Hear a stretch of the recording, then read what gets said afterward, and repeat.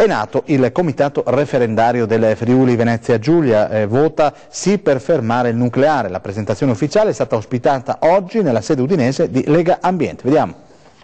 I movimenti e le associazioni ambientaliste del Friuli Venezia Giulia fanno quadrato per fermare il nucleare.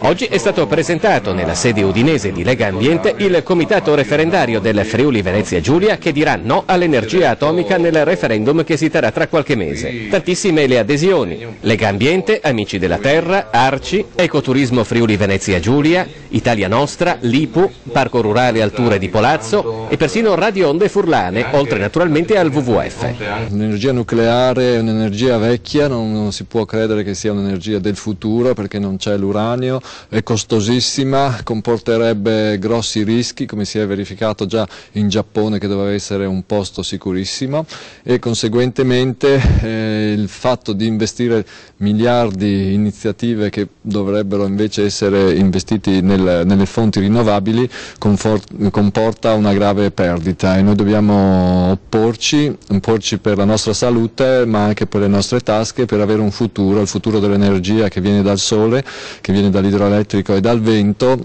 e quindi avere la possibilità di continuare oltre i 50 anni che ci permetterà l'uranio. E poi adesioni anche da personalità del mondo politico, gli assessori del comune di Udine Enrico Pizza e Lorenzo Croattini, i consiglieri regionali Giorgio Brandolini e Roberto Antonaz, il sindaco di Monfalcone Gianfranco Pizzolitto e il Partito Democratico Provinciale di Udine.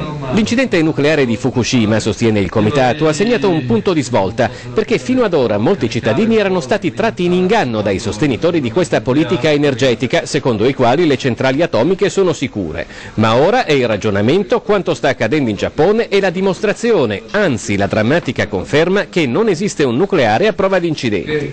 L'energia alternativa già esiste, sostiene il comitato. I megawatt prodotti in questi anni in Italia con fotovoltaico ed eolico sommati a quelli risparmiati grazie al successo della detrazione fiscale del 55% per interventi di riqualificazione energetica negli edifici corrispondono alla potenza di 3 centrali nucleari come quelle che si vorrebbero costruire in Italia.